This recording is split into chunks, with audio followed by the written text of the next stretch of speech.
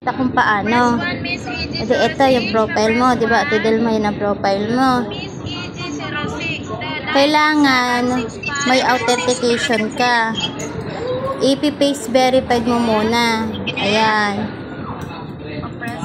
Kailangan naka-face verification ka muna. Ayan. Tapos, kunwari, naka-face verification ka na. Sunod mo gagawin, dapat wala kang agency na sinalihan, ha. Pupunta ka doon sa may agency. Tapos, kunwari, iba kasi ang lalabas ng sa iyo. Kailangan, ang nakalagay doon, sasali ka sa agency. May agency or ad agency. Ang ilalagay mo agency sa ad agency, yung 5563136. Lalabas ay si silent mode.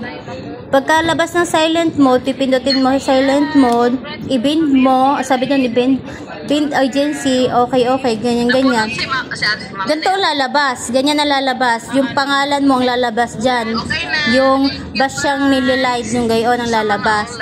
Tapos screenshot mo, yun ang profile picture mo, pwede na yun. Pwede ka nakasali.